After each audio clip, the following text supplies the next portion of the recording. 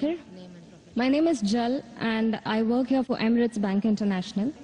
My question to you is, which other religion says that they are awaiting the coming of Prophet Muhammad, peace be upon him, other than Muslim and Christianity?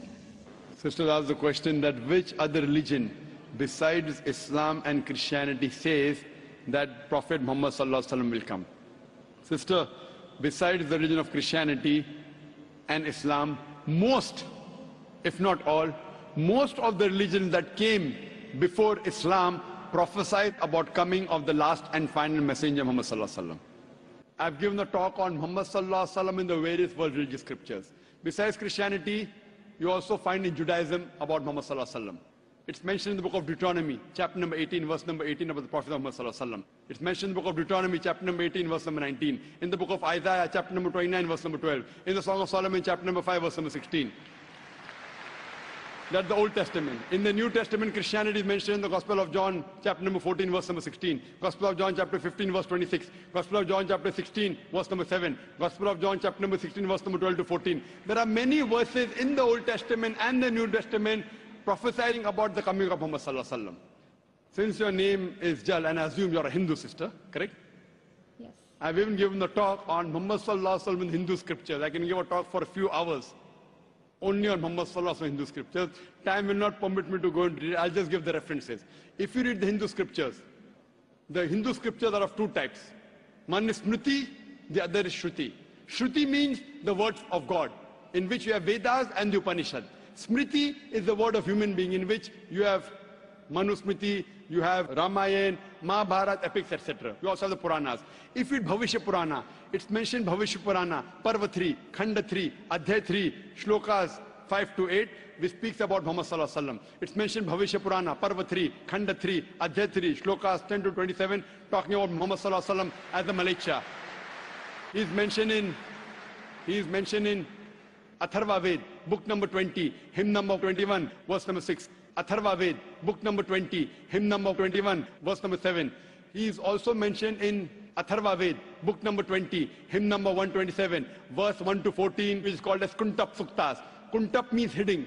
It speaks about the coming of Muhammad, that he will be the praiseworthy, he will have 60,000 enemies, etc. He is also mentioned in Rig Ved, book number 1, chapter number 53, verse number 9. He is mentioned as Ahmad, which means one who praises, in Uttar Chik, mantra number 1500. It's mentioned in Indra, chapter number 2, verse number 152. Yajurved, chapter number 31, verse number 18. He is also mentioned in Atharva Ved, book number 20, hymn number 126, verse number 1 to 14.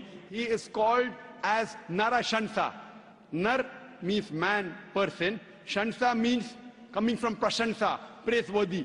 A man who's praiseworthy. If you translate Narashansa, man who's praiseworthy, into Arabic, it means Muhammad. He's prophesied as Muhammad in Rig Ved, book number 1, hymn number 13, verse number 3. In Rig Ved, book number 10, hymn number 64, verse number 3. He's mentioned Rig Ved, book number 2, hymn number 3, verse number 5. Rig Ved, book number 5, hymn number 5, verse number 2. He's also mentioned Yajurved, chapter number 20, verse 37. Yajurved, chapter number 21, verse number 31.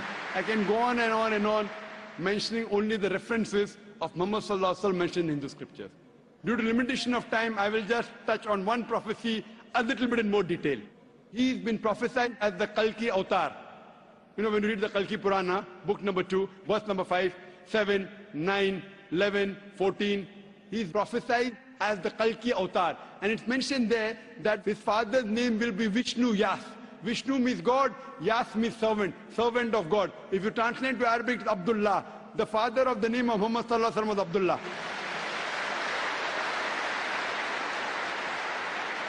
His mother's name will be Sumati. Sumati means serenity, peaceful. If you translate Arabic, it means Amina. The name of the mother of Muhammad was Amina.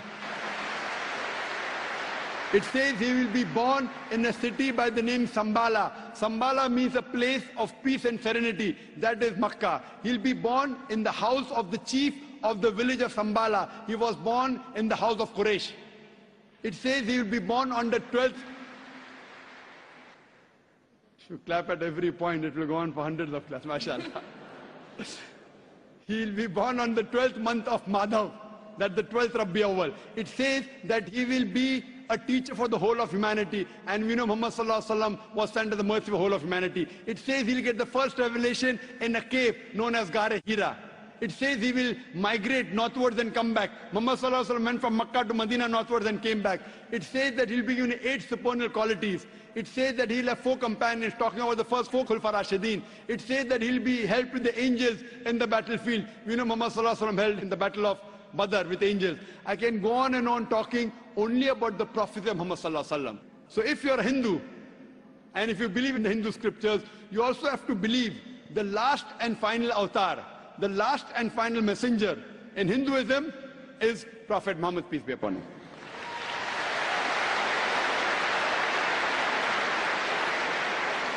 However, Doctor, according to Hinduism, the Kalki avatar is still being awaited. So are you, is it that we are just not aware about it? You said the Kalki avatar is yet awaited. If you have not recognized the Kalki avatar, you are to blame, not me.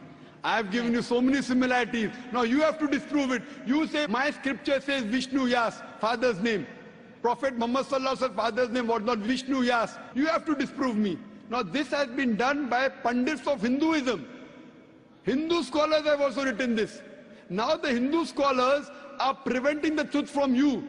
They are hiding the truth from you. You as a logical girl, as intelligent girl who's working in a high post, it's your duty to realize that if your priests are hiding the truth from you, we can have a debate with your priest. You can call the doctors of divinity. You know, I have had dialogues with Pandits. You know, one of the very famous is Sri Ravi Shankar. He never disagreed. He agreed. He agreed with what I said about oneness of Almighty God, has got no images. He believed in Prophet Muhammad Sallallahu Alaihi Wasallam. He did not accept that's a different thing because he will lose his following. Therefore, sister, do you have a following? So you have no fear to lose the following. So when I've given you so many references with giving quotations, I'm not pulling a fast one. You can very well go and check and verify. But after you verify, do you accept in the last and final messenger? Do you? Yes. So do you believe in Prophet Muhammad, peace be upon him? MashaAllah.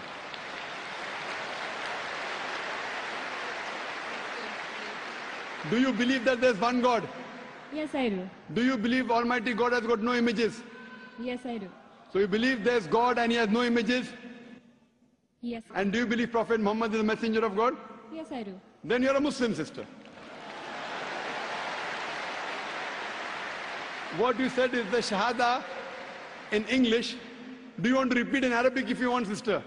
What you said is in English, that there's no God but Allah and Prophet Muhammad is a messenger. Would you like to repeat in Arabic, sister? I do. Okay, I'll just repeat it and you have to continue, sister. Ashhadu Ashhadu Allah Allah ilaha ilaha illallah illallah wa ashhadu wa ashhadu anna anna Muhammadan Muhammadan abduhu ablu wa rasuluhu. wa rasuluh. I